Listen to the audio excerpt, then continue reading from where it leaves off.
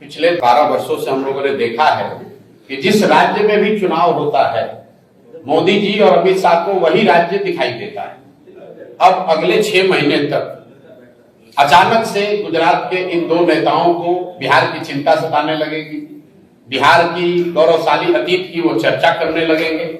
बिहार में भी कभी विक्रमशिला और नालंदा जैसे विश्वविद्यालय थे, इसकी चर्चा और इसकी याददाश्त उनकी ताजी हो जाएगी। बिहार की गरीबी कैसे दूर होगी ये पता अभी उनको चलेगा। अगले 6 महीने तक जितनी भी सरकारी योजनाओं का बटन दबाया जाएगा उसका केंद्र भी बिहार बनाया जाएगा। जो योजना पहले से चल रही है, हर 3 महीने पे किसानों को स्वनिधि का पैसा भेजा जाता है, वो बटन दबाने के लिए मोदी जी बिहार में ही आकर दबाएंगे।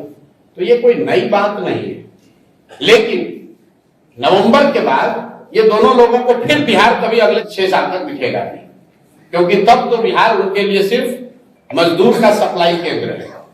अच्छा तो तब होता जब अमित शाह जी आ रहे हैं और वो घोषणा कर दे कि अगले 2 साल, 4 साल, 5 साल में बिहार से मजदूरों का पलायन, जो गुजरात के फैक्ट्रियों में, मोरबी में, सूरत में जो लड़के इस गर्मी में 12-15 हजार रुपए में नौकरी मजदूरी कर रहे हैं और गुजराती लोग उन फैक्ट्रियों के मालिक हैं, अमित शाह जी ये घोषणा कर दे जो गुजरात के मजदूरों को मजदूरी मिल रही है उतनी मजदूरी तो कम से कम बिहार के बच्चों को दिलवाओ। ये बात यहां बिहार में कभी चर्चा नहीं होती है।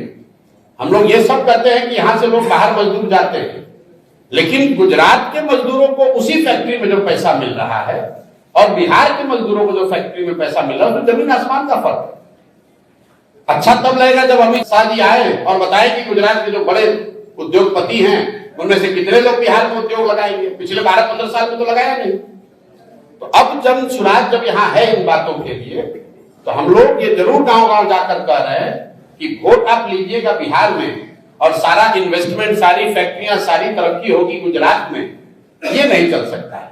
गुजरात में बुलेट ट्रेन बन रहा है। बुलेट ट्रेन बनाने के लिए भारत सरकार ने जापान से 1 लाख करोड़ रुपया का ऋण लिया है। गुजरात में नहीं लिया है, पूरे देश ने ऋण लिया है, जिसमें बिहार का भी 13% हो गया। अगर 1 लाख करोड़ रुपया भारत सरकार ने ऋण लिया तो 13,000 करोड़ रुपया बिहार के लोगों पर भी वो कर्ज हो गया। वहां पर बुलेट ट्रेन बन रहा है।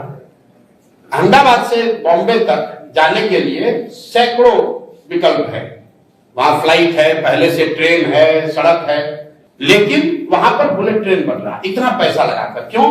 ताकि वहां तरक्की आए, लोगों को और सुविधा मिले भाई, हम लोग को दिक्कत नहीं है, लेकिन कम से कम हम अगर गुजरात के लोगों के लिए बुलेट ट्रेन मिलेगा तो बिहार के लोगों के लिए पैसेंजर ट्रेन तो होना चाहिए। यहाँ के लोग तो पैसेंजर ट्रेन के लिए मारामारी कर रहे हैं। हम लोग 40 MP जिताकर भेजे हैं, गुजरात से 26 MP गए।